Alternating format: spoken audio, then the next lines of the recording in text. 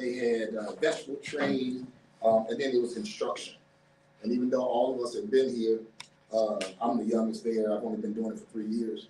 Normally, they've been there doing it for 24 years. They've been doing the same thing for 66 years. And the only way you come off of this, because they don't rotate preachers, you die out or you not become a pastor. And that's actually how I got on. And one of the pastors came out. And so it was welcoming. And not just because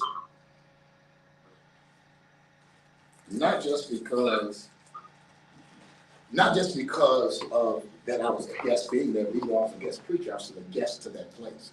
And he gave us instructions of what we were supposed to do based upon seating. So normally we sit based upon the number that we are preaching. Is 7 sayings, 7 preachers, and then there's a rotation. After each preacher, you rotate. So you come from sitting next to the pastor back, and then the other one comes up. These are the rules of his ministry. I wouldn't know that if I was just a visitor. Besides, even though his church is built like an African hut, if y'all been to Friendship, it was actually Shelby Jerome Hall envisioned a African hut. So when you go into the church, it is an African hut. And so it doesn't matter which door you go in. If you just keep walking along, you get to where you need to be.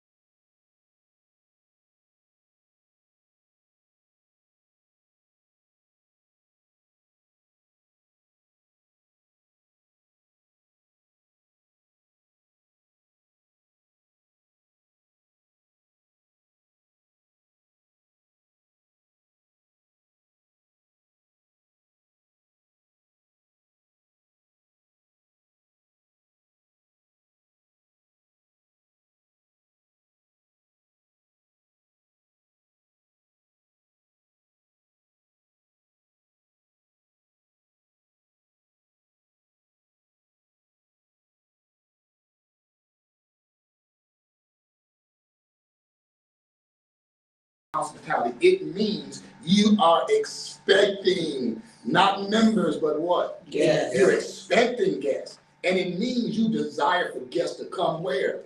To your church.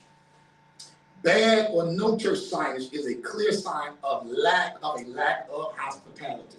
Hospitality is not just me directing you to a place, it's not just me speaking, but it's also the condition or the shape of your ministry, the flow of your ministry or the building. It means you're not expecting any guests, or you don't care enough to get ready for guests. Now, let's jump out of church, go to our house. Well, we know that we have visitors coming. What do? Get a house. We got to get a house. We got to start cleaning up. And it doesn't mean that our house are nasty, but we're expecting comfort. And so we want to make sure that it's because your house is a representation of who you are. Right. Now, when people talk about your car ain't never dirty, what's dirty now? Because look what but it's always be clean. Because it's a representation of me. My shoes, I gotta wear nice shoes because it's a representation of me. My clothes it's a representation of me. My home is a representation of me. It's not just you, because they'll never get to you if there's other factors that are deterrents. And that's the same thing in the church. No one will go to a nasty church. No one will go to a nasty church. We receive so many compliments on our lawn. Like we had churches call the church to ask us who we use for our lawn, because the lawn was just so beautiful. Now, man, that fact, it got to the point when we started getting weeds, I acted a fool. Hold on here, call over here. Did I do? I think we had weeds all over the top. We called them. Well, they call them back. Call them back. We got a representation here. We got people looking at our, and it looks so good. When we took the bushes down and placed stuff in there, people are like, oh man, that really looks good. We can actually see the front of the church. We can actually see you coming in. And Lord knows when Palms came here carrying the body, and we fixed the concrete slab. Because every time you carry the body down this stairs, everybody comes, body included, because it was just crumbling. Man, we got them. The first thing he said, thank you. Thank you. You know, because people notice, and it may be minuscule, and it may be something that you don't look at, or someone is always looking. And when we go through this chapter, they can talk about bad grammar. They talk about just different things, not just the sights and sounds. And I want you all to know that we are looking really diligently on the silent killers that our church has, particularly with the sound and adjusting and doing that. We're looking for that because that is a silent killer and it does hurt ministry. But we have to budget it, we have to place it, we have to do what we need to do to get it. But those are not ignored. We have to have that because that's not just 1, 2, or 3 people. Demetra, can you do me one favor? On the printer, I have something that I printed. Can you please bring it because that's for the class actually. So it means lack of hospitality. It means congregation is focused. Now listen to this. It means that your congregation is focused on what? Itself and not of others, or not instead of others. That's on page 39. So when you look at the signage issue, you got to look at it seriously. And so drop down. Let's look at some issues here. Number 1, signage is not for who? Members. Signage is not, you don't need signage. Because you should know. If you've been here for this long time, you know, and Freddie come up to me and say, Pastor, where's the restroom? We got an issue. Right. And you should know where every restroom is, even the one that we don't occupy, even the one we don't go to, on the other side of the building, you should know. Fellowship halls, classrooms, those type of things, you should know because it's your building. You should know what's in your building. So signage is not for members, thank you. Remember, signage is not for church members on the inside, it's for those who are on the outside. And many of them have never visited the church. And again, we just had this issue not too long ago. Matter of fact, it was last week. It's amazing that all these issues come up while we're dealing with the doggone book. But we had an issue where we can assume that every person that comes to the church knows your church rules or even know God in the same level or capacity that you know him. So we start talking about you can't walk. That is a church rule. I don't know when I can walk. I mean, I've been at church long enough. I know that every time the pastor standing up and there's some type of dialogue or some talking, you ought not be walking doing that. Right. But that's learned behavior. But what happens when a person don't know church? And then we can't be dogmatic. Sit down. Because at different funerals, you can tell who goes to church and who don't go to church. Just stand and look at the center aisle, look when they move, look, you can tell. You can tell. In and out. But when they're visitors, you can't expect them to know the rules of the house. And we talked about this before, but I ain't trying to throw Joyce under the bus. But if I'm playing spades and I'm at your house, I want to know what the house rules are before we start playing. Right. Because if not, we'll have an issue. Ain't that right, Joe? That's right. We'll stop this game quick. And whatever your house rules is, that don't matter because you ain't at your house. Right. That's right. You know, and so when you go in, I tell you, when you're going into other churches, it doesn't matter what your capacity is. You always submit to the leadership of that church. You do as Rome do. Correct. Thank you. So when the nurses come, they come because they're serving their pastor, but they're not serving their pastor at their church. And so they have to ask, and just like nurses come here, where do nurses sit? Because normally you got nurses sitting in the choir, they sit close to the pastor, just depends on how it's set up. And so people ask those questions. You can't just go in and assume, I'm a nurse. Or what really gets me, what my pastor used to say all the time, I don't care if you're a preacher, you don't walk your butt in nobody church, walk straight to the pulpit like you're a fool, like you're the boss. You better set yourself down and ask to be called up, because it's better to be asked up than be embarrassed when they say get your butt back down. You walk away ashamed, you know what I mean? And that's biblical. We talked about the wedding feast, but they did that in the Bible. All right, so science is not for members, it's for people inside, it's for the people outside. So strive to have outsiders' eyes when evaluating our signage. And we talked about this last week, the marketing thing. And I told you all that when I go out and I'm teaching or whatever, I always put on my polos that have the Providence logo on it and have my name on it. Very rarely does any of my church paraphernalia have pastor or reverend. Majority, matter of fact, when I did them, the first time I did them, I said, I don't like that, and I took it down. And I just put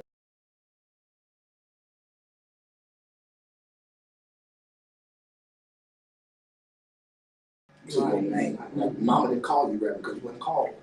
You were your mama belly. What's your name? I didn't ask you for your position. Give me your name. And so people would do say, I'm Bishop so-and-so, I'm Prophet so-and-so, I live. And even when people come here, I always introduce myself the same way. My name is William Martin. Yeah. Because when you walk in your office of authority, you don't have to tell people who you are. Right.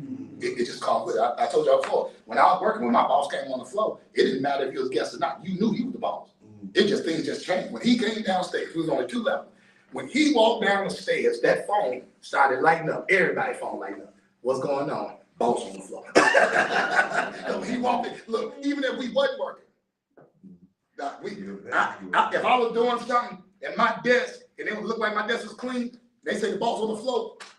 I be spreading paper like that. I be I'm in my firehouse cabinet. Hey, how you doing? Man, I'm so busy.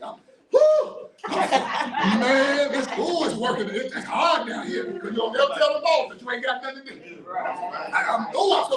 I'm busy. I didn't take my cell phone and do it direct down to myself. Thank you for calling Urban Ministries Incorporated. How may I Pray that it doesn't ring. So signage is for the outsiders and not the inside. Number 2, what is it? Quality signage is what? Very quality signage is very important.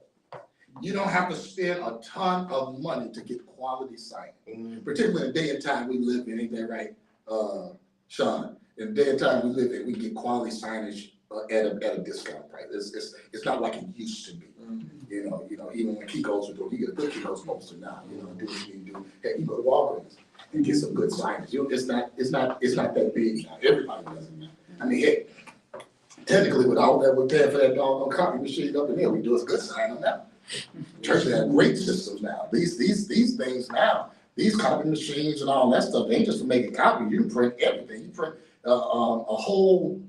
Matter of fact, Pilgrim does it. All of their their funeral obituaries and all that, they print all that for you in whatever size you want, colors you want, because you don't need to outsource that expense when you're paying all this money for it. So it's not, you don't have to do that. These companies are actually going down. That's why they're so cheap now. Because you can go anywhere to get quality stuff like it. It's good paper.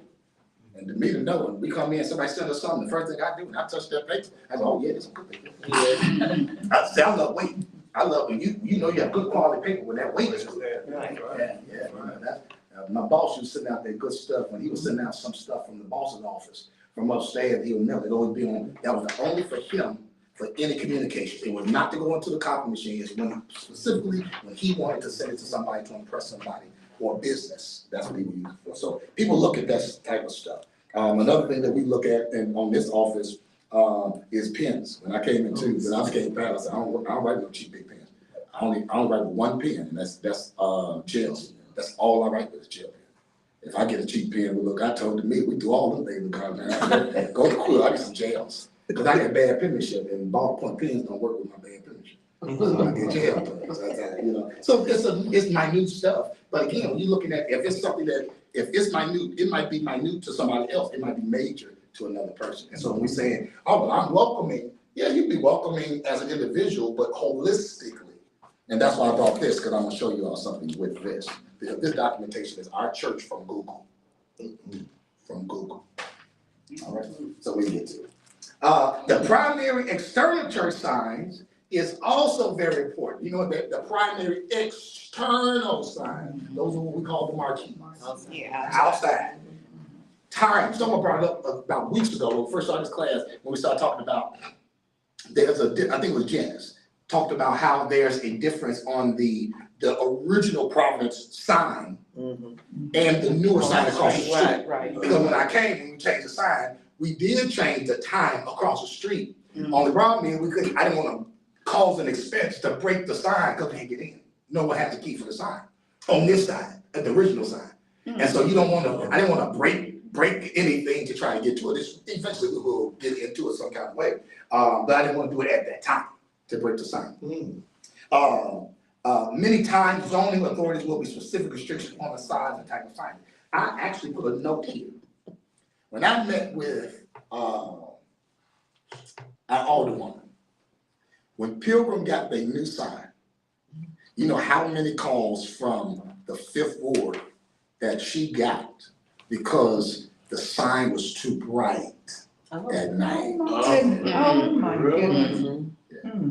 See, in Chicago, they'd have been cut that, they'd have disconnected. The city would have came and they would have put so many fines on it. Number one, because they would put a timing thing on it. I'm sleeping at 10 o'clock, it's dark. I don't want to see that LED light coming through my house. I'm trying to sleep, so it's a nuisance. That's literally what it's called. It's called a nuisance call. That's what it's called. Because it do it. So sometimes the city will put a time restriction. You can run it all during the day, but when the sun starts going down, that thing gotta go off. Or bring off the LEDs so that it doesn't, just that's your church and that's your sign. I don't believe in God. I ain't on your church. I don't see your sign. Yeah. And so they do it. And the sign is very low.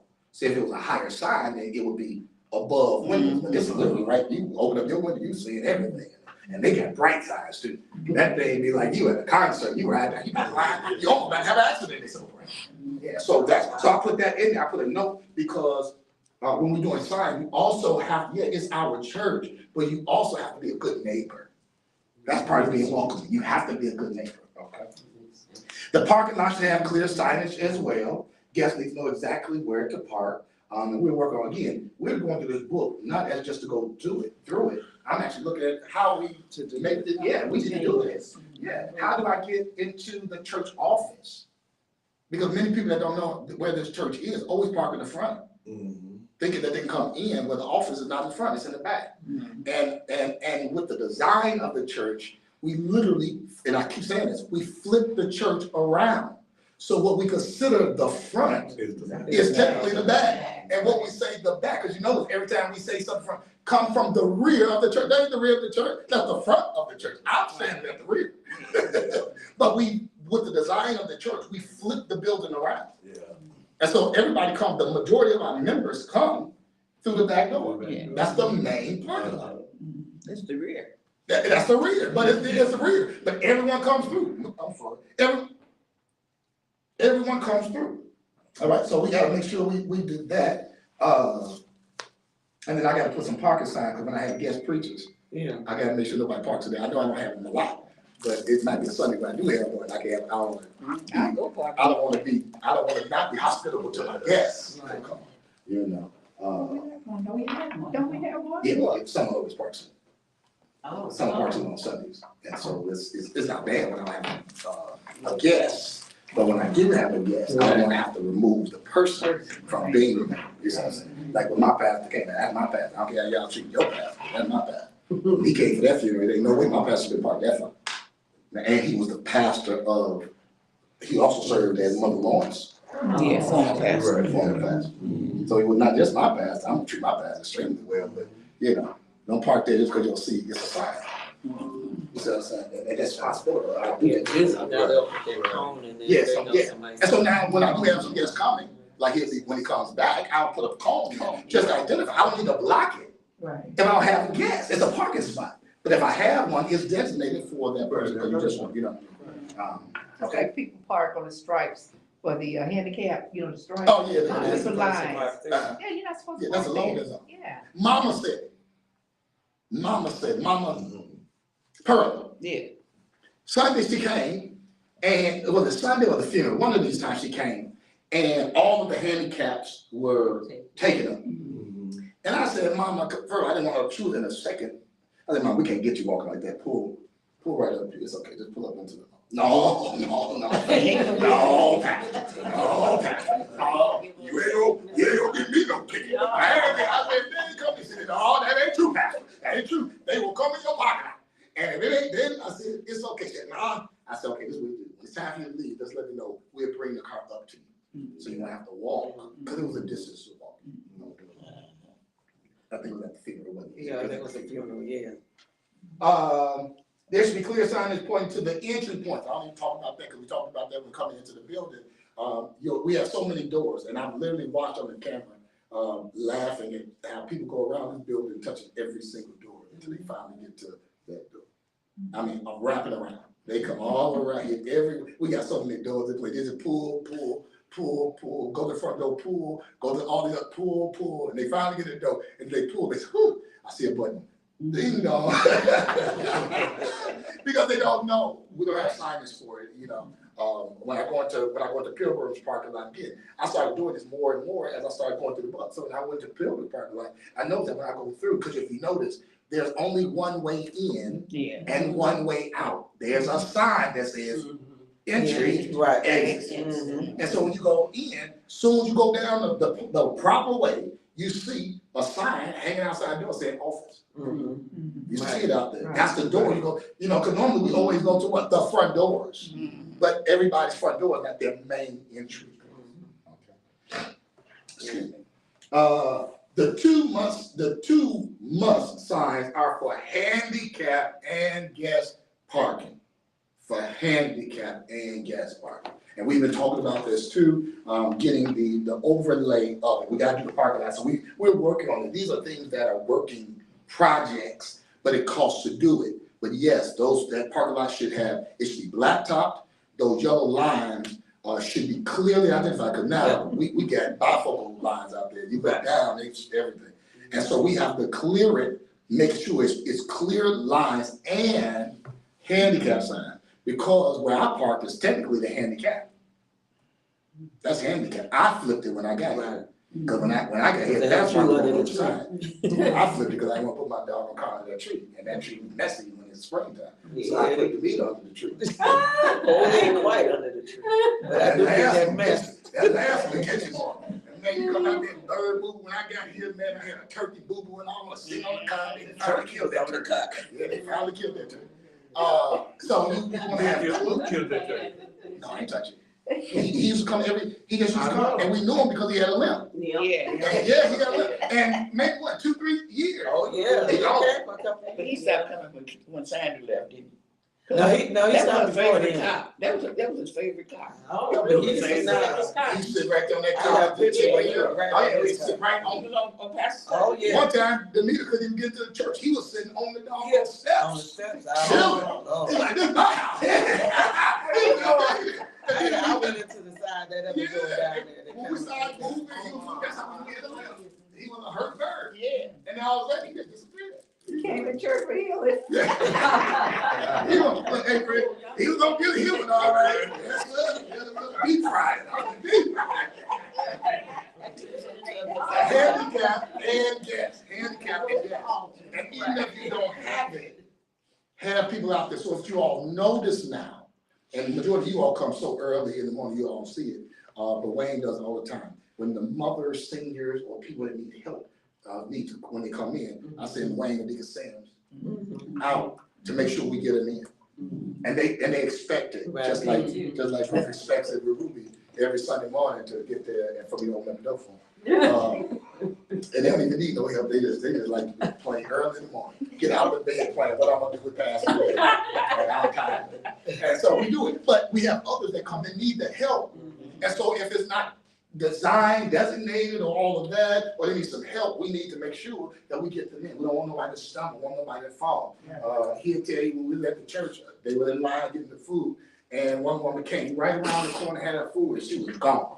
Fell in slow motion, slid straight on down the wall in slow motion, fell, spaghetti, chicken, everything was all over the place. And then when everybody tried to come, and again, I'm a visitor, but she, I come up there, and she was like, no, I'm just, I get up. And she got up there, and I said, are you okay, and all that. Well, she didn't know that their fellowship hall also has a stage, and it also has a step to get up to the stage. And so she made that cut, she cut so tight that she hit her, and then she fell against the wall in the slow motion fell down. But those are the things that you want to be visible. If y'all notice, I know that our musicians talk about it all the time. I would talk about you if I was a musician. No musician wants to be separated from each other. The drummer should be next to the organist and not. The reason why we made that change is because our mothers that was coming in was cutting too short, hitting the leg. And it became a issue, basically an insurance hazard, because nothing should be blocking the flow of traffic. And so that's why we moved it up. That's literally why we went downstairs and built the stage and put the drum on the other side. I know it's an inconvenience, but I'd rather for the musicians to be inconvenienced than have someone fall and get hurt. Right. That's why we did it. Now, there's ways to get around that. Of course, it costs money because y'all get what is called ear-ins and do all that stuff so they communicate back and forth. But I mean, we just need to do that versus put a person in and hit. Or, that's Mother Stacy's side. You know, she comes in with the floor wheel. We don't want that to happen. Or that's why we move the chairs. Those aluminum chairs. You want people to be able to flow, not just for safety of walking through, but also if there's something going on. So if there's an emergency, you need to be able to get out without any hindrances. And so that's why we kind of move it and get it out the way. And normally we only use those chairs for funerals anyway, and that's just so that we're accommodating to other people. And nurses, you know, doing what they do right there. All right. What else? Internal signage must be the 3 basic characteristics: good quality, readable font, and the right height. If you all know, it's the only time I use that crazy font is only when I do an emeritus status. You cannot read that proclamation. You cannot, when you look at it, you don't even know that says Providence, because I use an old English font, and that's the most fanciest one. And I do it just for the appearance of something that really looks official. When I give those out, people be like, man, that's just really nice. It really looks like it's an official document. We seal it with the gold stamp on it. We put the church seal on the bottom of it. We sign it in markers, and then we put it in a beautiful frame. What's that, an 8x11 or something like that, something big, 11x17. 8x17. 8x17, something like that. And we buy a nice little matted frame to put in, because when we pass it to a person, it really looks official. It really looks, and people are and it's nothing but your life on paper. That's all it is. I get what your information is from whatever the source is, and I just put it in that type of form, resolution form, and get it. And people just be, man, he cried down there. I ain't said nothing, but tell him what he did. I ain't tell nothing new. But when you getting something like that, it's not how much. And let me tell you, every one of those proclamations can't be no more than what, $15, $20 at the most, 20 at the most. And it looks just Authentic. Yeah, it looks very authentic. We sign off on it, put the gold star on it, and put the church seal on it, and present it to them. And they love it. I did it with McGee. Brother McGee went there, and Brother McGee was crying. When I went to his house, presented to him, I gave him a plaque and gave him one that he was crying right there when I gave it to him. And I, you know, to me, I said, man, this is your life. But people told that because you worked hard and you served in a capacity, and you know, you missed. And when you want to honor a person, that's like I started at my first church doing that, because you don't want to just say you're in the office. And then when I serve my time, I don't get nothing. Give me at least give me a bouquet of my woman. Give me more than a thank you. You didn't thank me every time I work. Give me something to show your appreciation of it. Now, what I normally call them, y'all getting all my things. I normally call them plaquing services. Anytime I want to fire a member, I always give them. I spend $35, give them a plaque. And we celebrate them, and then they sit back down. Because you know, every person that gets one, they're officially not an active person. Yeah. See, an emeritus status means you hold the position honorary. I don't request you to do anything. I don't. Now you can use it because if you're a deacon emeritus, you're still ordained. So if I need you and we're short, I can still call you, but I'm not expecting you to call the sick. I'm not expecting you to do visitation, because basically what I've done to you is I've retired you from active work. So that's why if you notice, he only comes up on like 5th Sundays or whatever. He never serves communion unless we're short. He'll come up. But when he came here, he said, I've done my time. I'm just tired. I just want to sit, worship. I don't want to be in an office. And so I told him, I said, I can't. It's disrespectful for me not to call you deacon. But then it's also disrespectful to my deacons to call you deacon and you ain't doing the work. So I need to emeritize you so that you're able, so it works in that. So I didn't fire him. I just said he didn't want to work, and I can't hold you like that. You see what I'm saying? Because then one of my deacons might say, well, heck, he ain't doing it. And he's a deacon. You see? And so that's how we do it. So how do you address him then? Still deacon. He's still. In church, in this setting, I'll say, hey, Deacon Watkins. Now, anytime that I'll call, if he's at home, like I just did for Deacon Emeritus Bale, for his 62nd wedding anniversary, I called him and said, can I speak to Deacon Emeritus Bale? Because that's technically his official title is Deacon Emeritus. And I want to give him, because that's a high esteem. You're a Deacon Emeritus. Yeah. But in church, I just still call him Deacon Art Watkins. But if I addressed him any other place, it'll be Deacon Emeritus Watkins. Yep. And trustees, same way.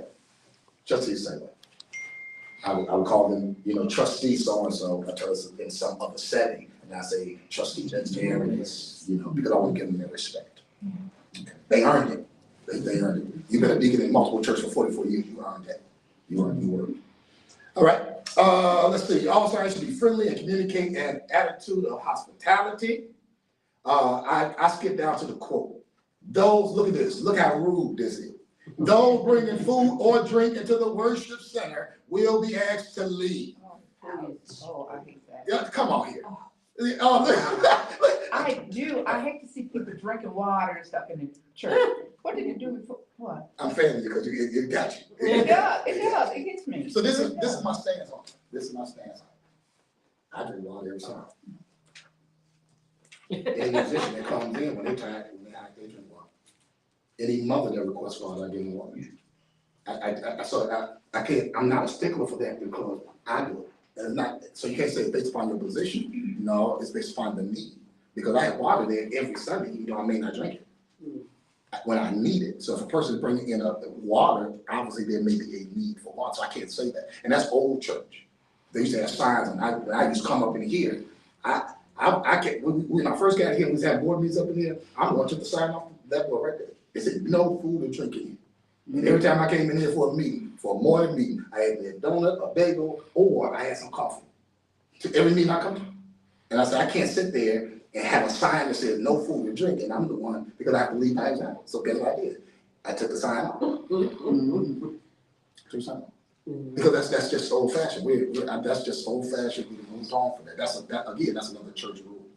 That's another. And people don't know. That's like me saying right now, turn your phones off. In this world, in this age, turn your phone off, man. They ain't never come to this or not.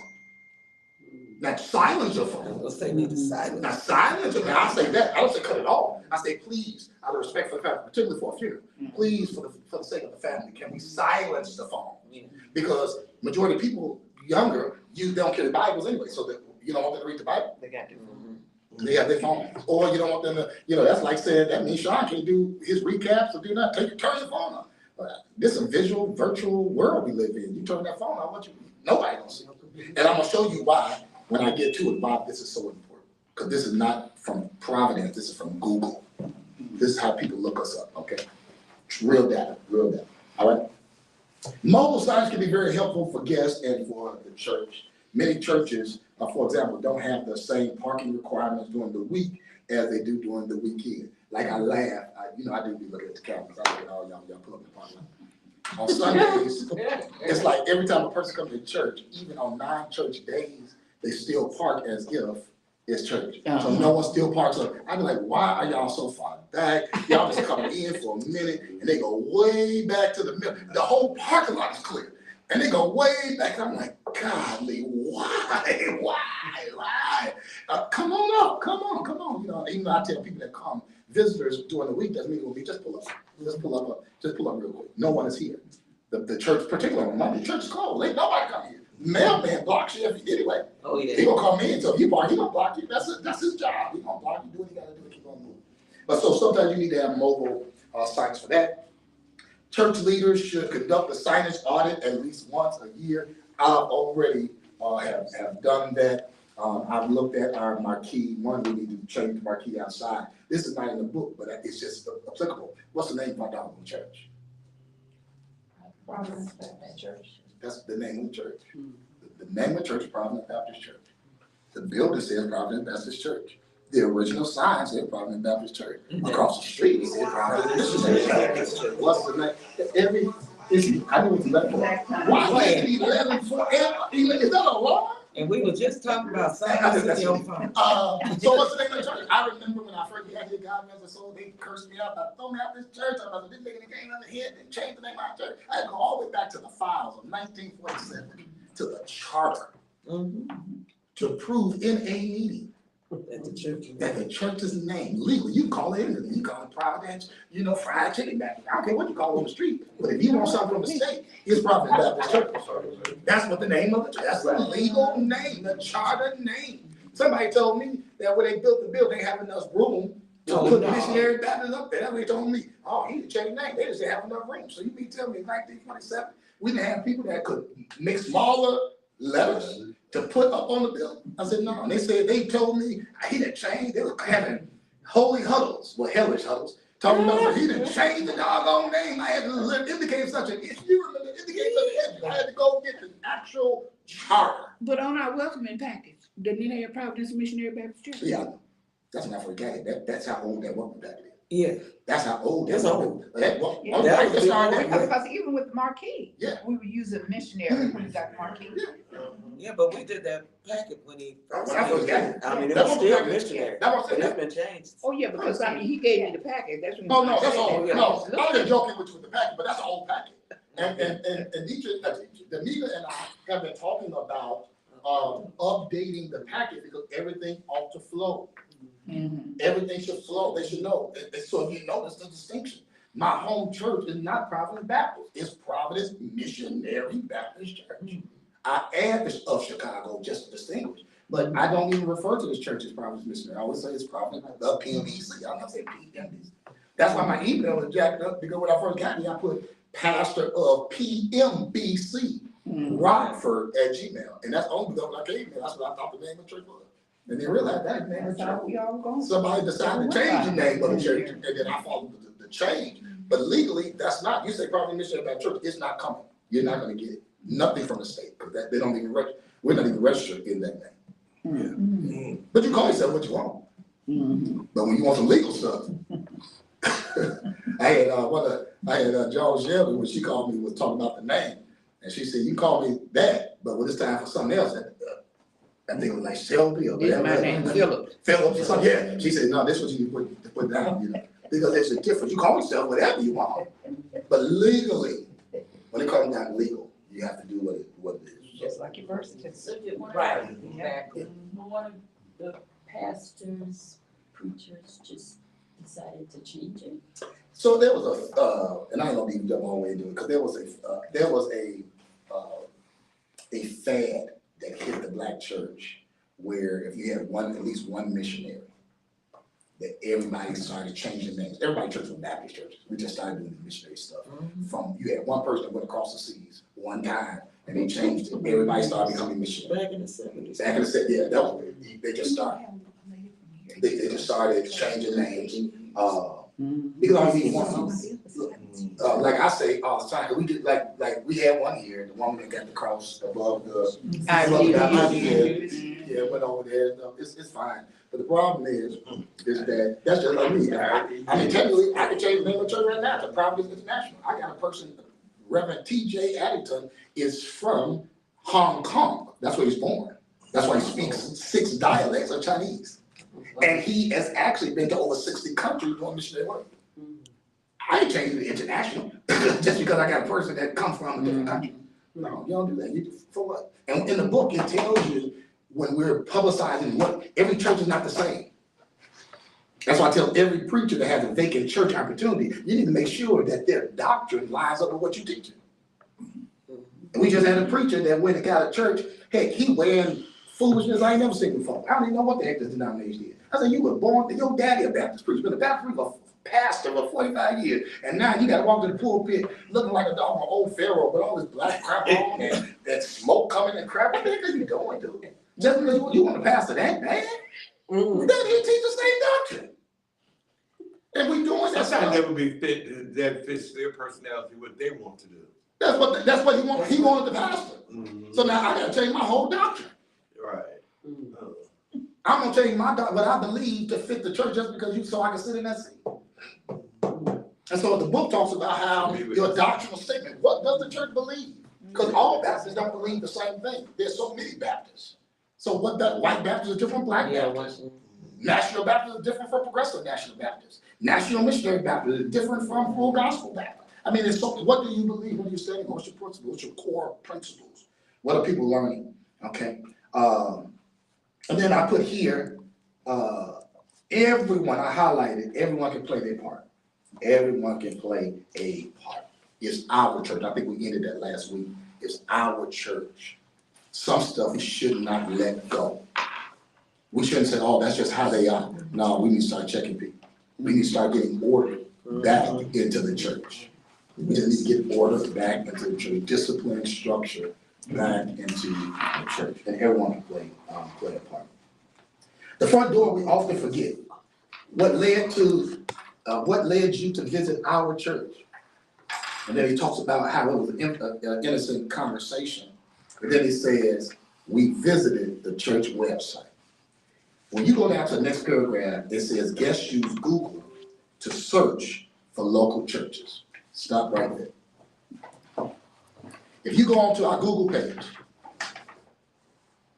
if you want an overview of Providence Baptist Church, it will tell you that from November 2023 to April 2024, we had 500 people to go to Google Providence Baptist Church. Oh, really? 505 people. All right. See, this all. 505. See, when I came here, I set up a business page on Google so I could track. So when I know who's coming, not through Facebook, I can tell you where it came from. Matter of fact, Google has a setup where it'll tell you that when the phone rings that it's coming from the website. They will tell you. So Google is all in this what it's called anecdotal information. So from November. From November 2023 to April 2024, we had 505 people that went on to the Google page and looked at something dealing with Providence Baptist Church. It would even break down if you're confused. So you say Providence Baptist, Providence Missionary Baptist, Providence Full Gospel Baptist. However they find it, they will. So that's that. I can tell you from November 2023 to April 24, we had 57 calls made from that profile. To the church. To the church, straight from the profile. And this is Providence Bank. It even tells you missed calls by midday. I can tell you how many calls that have not been answered. It's all anecdotal. And yeah. So any missed calls by weekday, Tuesday, we had the most missed calls from 2023 to 2024. Missed calls by time of day, 11 a.m. on that same thing, Tuesday. The most calls.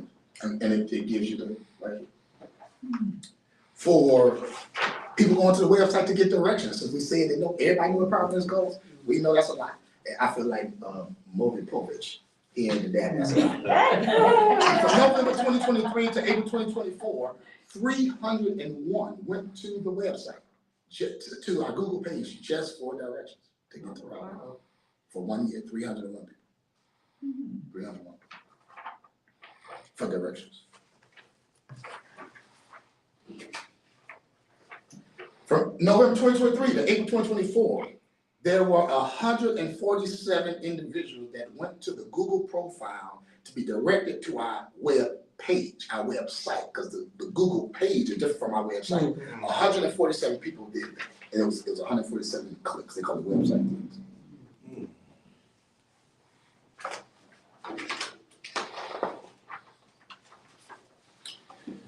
From November 23 to April 2024, for that time span, 46 calls were answered from Google and 4 were missed. And it tells me if it's a new call or not, because when I look at it, it's all on Google. When I look at it, I got your number. And I can tell you that it was missed. I can tell you what time it was missed. This call was, this was new.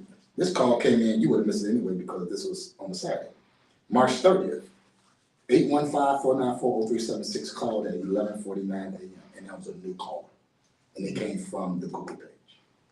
So when we say the new front door is not 2209, the front door is the website. You see all that. And I get a monthly print from Google, a monthly printout of all the activity that goes on from the website. So when I'm talking about we need to invest in our website, I can tell you why. Because in these many months, 301 people came to our Google page for whatever, 47 went to the website. So we need to make sure that the website, because that's the front door.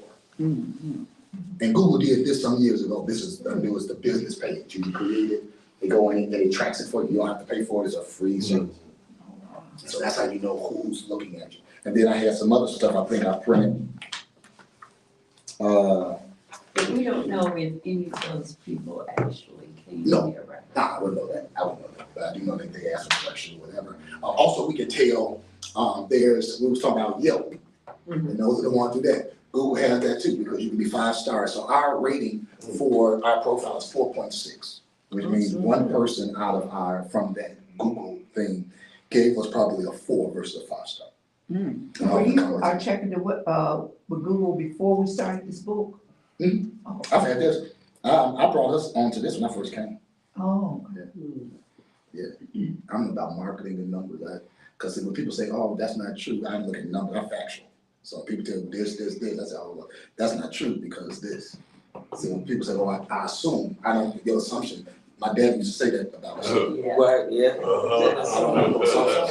Everybody know that. Google and Dana, they, right? They're not right, they're not right, yeah, they're not right, they're not right, they're not right. And so when you look at it, you see how so many people, so when you say that the church, oh, everybody know we're problem. But why did that 301 people had to look for directions to get to? If they know you in that matter. 7 out of 10 guests will go to the church website as a determinative factor in which they will choose to visit. While the website may not be a sole determinative factor, it's a determinative factor 7 out of 10 times. In other words, if you aren't focusing resources and time on your church website, you are thumbing your nose at the Great Commission. And no one has ever related the website to the Great Commission. Go out. Go be there. Because we think they're going out there for just going to people's houses. That's a change. Now, ain't going on nobody's house. Y'all remember how somebody knocked on the wrong door and got shot? Ain't nobody doing that no more. But the Great Commission is not limited. That just because that's happening don't mean that we don't do it anymore. We have to find other ways and means. And the website is one, not the only, but it is one. A church with a lousy website is committing the sin of Great Commission negligence. Wow. It's committing a sin. Lousy website. A lousy website. And that's why we took her down. That's why it's a landing page, and we're working on redoing it now. And it's interesting because when I Googled my pastor's page, website, the first thing I said, oh shoot, my pastor got a brand new face, he got a brand new website. And the first thing I did, I scrolled down to the bottom, because now I want to know who he used, and I realized the same person he used is the same person that we use. We want people.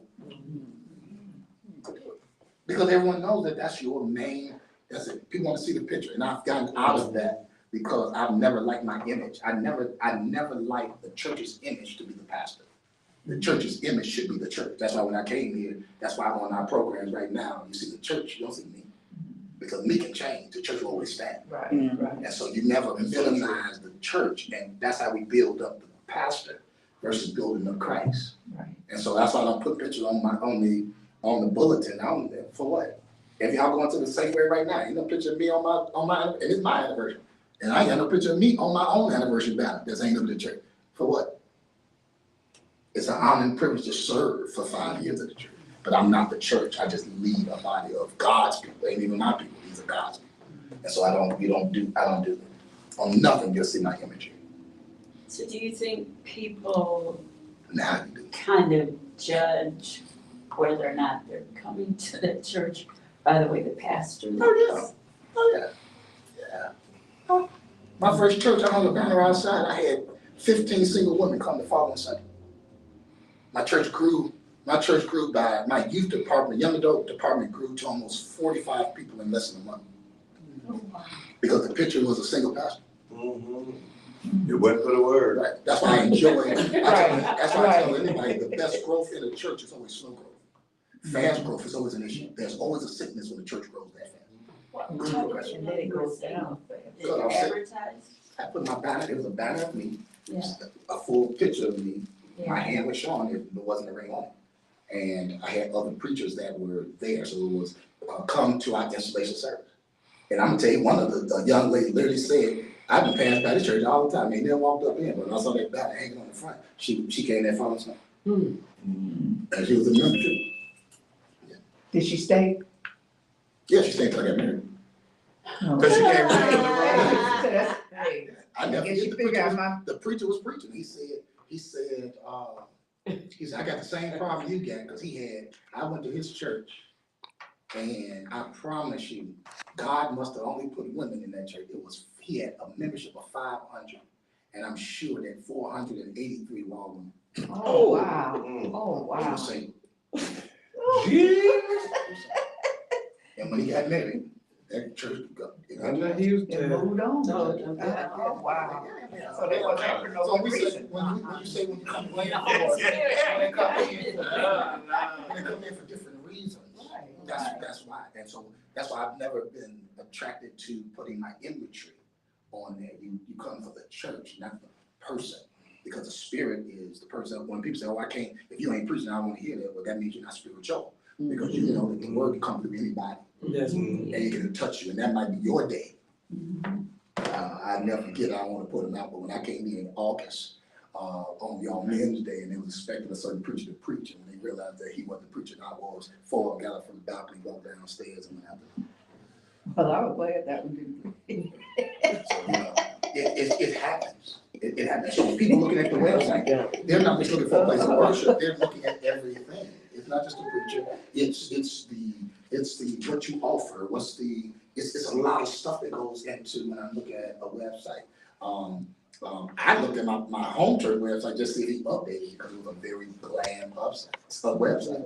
And my pastor serves as, he's the highest ranking official in the entire state. He's the 4th vice regional president of the National Baptist Convention. Like he's 3rd in line of the president of one of the largest Baptist conventions. You can't walk around and look at his website like that. You know, it's just an imagery thing. It's imagery. You you come in. You saw him at the funeral. He's very unique in how he walks and how he presents himself. So your website you can't be up here and then come down here. You know, when people are requesting and looking at you, particularly when now we're on Facebook, we're getting people from all over the country now that's viewing and are commenting. Even earlier today on here, y'all know Sister Woods. Sister Woods lives in Detroit. We have other people that come on. I have people from all over that text me every Sunday talking about something. I listen to your worship, and then I told y'all when I saw Dr. Craig Melvin, we went down to Chicago first. They said, "Man, I watch you every Sunday." You have people that's looking because now it's not just about the local, your attendance in. You're actually looking out, and so when you're presenting, that's why I'm on my thing of presenting excellence. Because now people are seeing, it's not just what we see here, you have to also see what people are also saying outside. And so now we've been, with the choir, we've been muting everybody because there's no such thing as a whisper in the choir. That mic is so hot, dog, you can, like everything. It's very hot, all of the mic, and you never know if the mic is hot or not. It's, you just never know. And so everybody is watching, and they watch to the end. We've had individuals say, don't cut the camera off so soon because they want to be a part of the fellowship time. So all of the holy huddles that we're having, that you can hear it. And the amazing thing about this is, and I don't even know how this happens, but at Sunday school time, I can hear when he asks a question to anybody, I can hear you on perfectly picked up. And you way from them. Really? And it must be the acoustics that I'm picking up. Every time you talk, every time anybody talks in Sunday school, it picks up on that. Any question he asks, it just picks up. It's hot. And because of the acoustics in there, because even if you go up in there with the mics off and you speak, it's going to bounce off those walls and hit you right back into your ears. That's based upon how the building is made. And it's a solid building. If a tornado come, I know I stand on this side. I'm going on that side. I'm going over there. That's solid. That's concrete. Or 100% concrete. That's why we had to manipulate getting cameras because they couldn't even drill through it. And the man said, "Oh man, this is a bomb shelter." Hey man, go downstairs. He said, "I promise you." He said, "I promise you ain't nothing." They said, "No." Better material. Yeah, better material, steel, and all that concrete. Can I get a key to the church? For the bomb shelter Yeah. to come over. The bomb shelter, it is. So when people are looking, they're looking at from various everything. The book talks about they look for the times. They're looking for the time. What time do your worship start? That's the first thing I asked. The first thing I asked, what time is your worship? Everybody gonna start at 10. Right. I didn't know that Pastor Malone started at 9 o'clock. I thought that was new. My Pastor Malone said, "Man, for 30 years, I'm starting at 9 o'clock." I said, 9 o'clock. He said, "Yeah, 9 o'clock." He said, "I'm done by." He said, "And I do Sunday school after." So every church is different. Pilgrim starts at 10:30. Freedom starts at 12. Soul starts at 12. Everybody has a different, And now, I was talking to some of these preachers for the annual service. I told them, my last year doing 3 o'clock preaching for anniversary. Because at 3 o'clock, I'm tired. I'm done. I didn't watch the eye. That's the old school stuff. I ain't going at 3 o'clock. I can't get the Negroes to come at 10. So you think they're going to come out at 3 at dinner time And this ain't just football season. People are tired. We've changed. We've come into a different era of church, and we need to adapt. If not, we're just gonna be paying for bills because nobody's gonna come. And that's what signed, sealed, and delivered it at our church's anniversary. When I came there and saw what there, I leaned over and said, "This is the last year's anniversary. The next anniversary we have at 3 o'clock, it'll be the 100th one." And we got 24, 23 years. Cause you can't tell me that you love your church that much and won't come back to celebrate your church. Cause it ain't mine. My church anniversary is in December or something, whatever it is, for Providence, Chicago. It's the churches, y'all anniversary, ain't mine. And if you don't appreciate your own place, and that's what I tell you, if you don't have the respect for your place, that you say your place of worship, if you walk around and see trash and things out of order and you don't do nothing about it, then that lowers the level of how much you say you love your church. If you don't come to meetings to discuss plans, you don't love your church. You just a member. You don't love it. You're not engaged. And so we have 88% of our church that's disengaged with Providence. Reverend Ross and I didn't already did it. We already did it. And it's based on every meeting that we have. Only 87% of our church, all of them disengaged. They have no clue what we do. 87 people in a church that they've been in for all the years. And so when people complain about pastoral changes, I make pastoral changes because I don't have people that in effect come to a board meeting, because I don't talk to you one-on-one. I talk business at a board meeting. So on Sunday morning, I don't hear nothing you got to say, because this is preaching time. That's why I don't hold no meetings on Sunday. I don't want to talk to you about that, because I'm talking about God. I want to talk about your mess. Right. And then when I hear mess, y'all see me like I did out there on Easter Sunday, pissed off. Because somebody came to me with some mess before I go to the pulpit. Like, I don't hear that. I'm not gonna preach it. I don't hear your mess. And it might be valid mess, but this ain't mess. Right time. Call Tuesday for the mess we did on Tuesday. No, I don't hear that. And it's valid. Don't get frank, it's valid. It's just not the right time. Like my phone, because now I gotta preach with an attitude because I know that one of my members were hurt. Even if it was unbeknownst to the person that did it, the person I talked to was hurt. I was crying or whatever they were doing. And so when they called me in to do that, I can't even rectify it because I don't even have time. I gotta get to the pulpit. And so now I gotta carry that burden to the pulpit and try to preach with distress because now I just want to start cursing on Easter. Now I want to start preaching about Peter. When I should be preaching about Jesus getting up. But see, you know, so again, when we're talking about our church, it's a holistic. That's why I tell people when they talk about their community, and you ain't voting, sit down, sat down. If you ain't voting, if you ain't doing nothing, if you ain't coming to no meetings, that's why if you complaining and don't show up to no meetings, no business meetings to understand what's going on in the church, that's an invalid complaint because you have the opportunity to speak up. That's what the board meeting's from. And I had a person tell me I didn't know that the board meeting's for the entire church.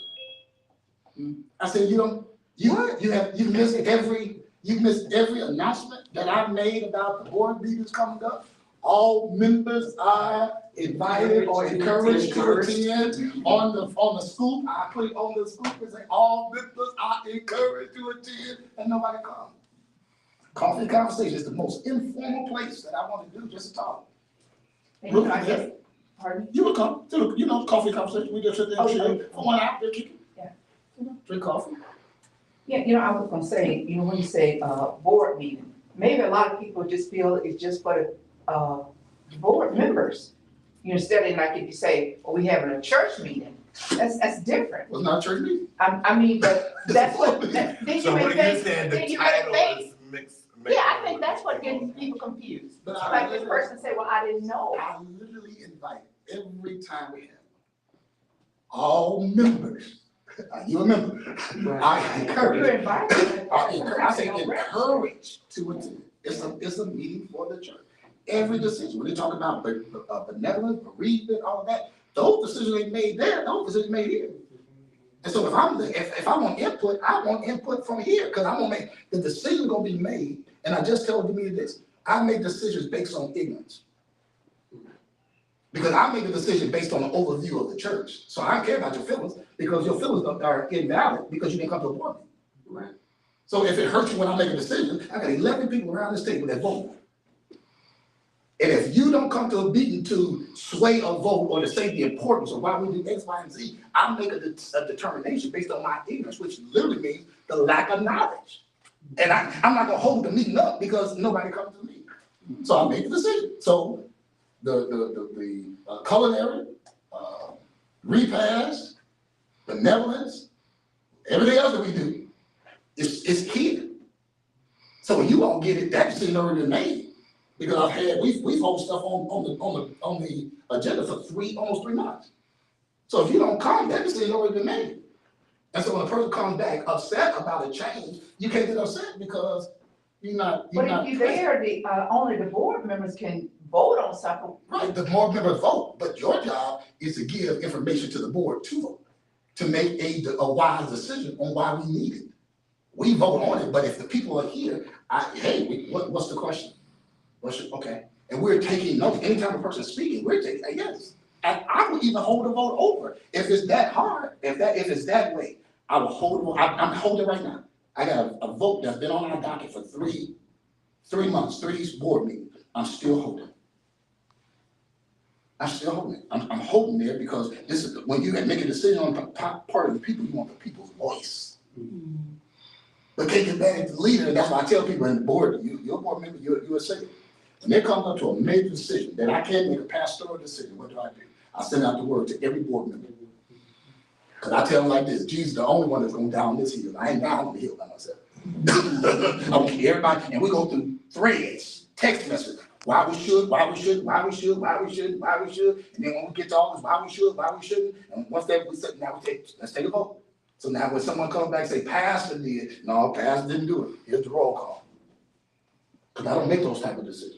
And that's based upon membership. And that's the last one we did. When a person died and there's a question about their membership status.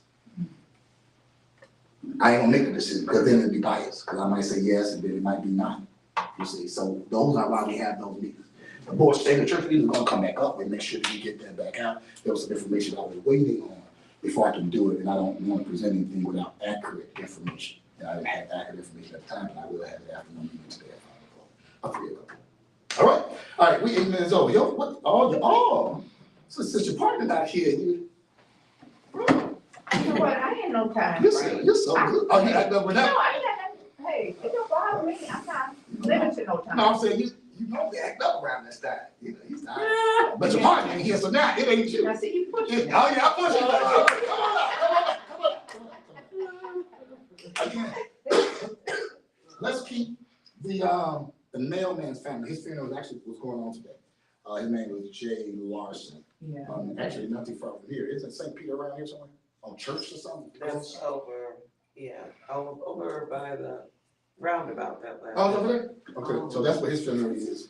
That's where his funeral is today. So let's pray for his family and all the other victims. I do know that on this coming Saturday is the young man's funeral over at Christian Union. Yeah. So that's gonna be a very packed one on that, just senseless crime. So let's keep his family and keep our city lifted up in prayer for that.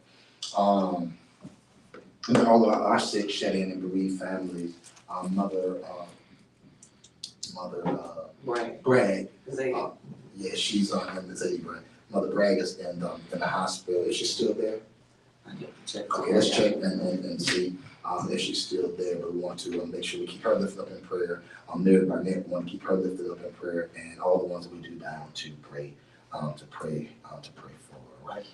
All right, let us go into prayer. Eternal wise God, our Father in heaven, we come to you right now in the name of Jesus. We come, thank you for every blessing that you bestow. We thank you for everything that you have done in our life. We thank you for this book and this class. We pray, God, that you'll continue to bless us and keep us. We thank you, God, for another day's journey. Yes, it's been raining, it's been snowing, but God, we are here and alive, and so we're blessed to even see it. And so, God, we just thank you. Continue to look beyond our faults, see every one of our needs. As we go out to this dangerous highway and byway, God, continue to put your angels of protection around us and get us to where we need to be. And we'll be careful to give you the praise, honor, and the glory. Now, God, may your grace, your mercy, and your peace be with us henceforth, now and forever. Let every heart say amen. Amen. Let me apologize to our virtual class. I don't have my cord. I don't know where it is. Someone misplaced my cord, so I wasn't able to do what I would normally do on today. But prayerfully by next week, we will find it, retrieve it, and be able to move forward with that. So I do apologize for today. Also, what else? I think that's it. Look, y'all, I pray y'all have a beautiful, blessed, and prosperous day in the Lord. I love you all so very much. So does the Lord. And as I always say, go in peace. I hear you. Did you mark down where we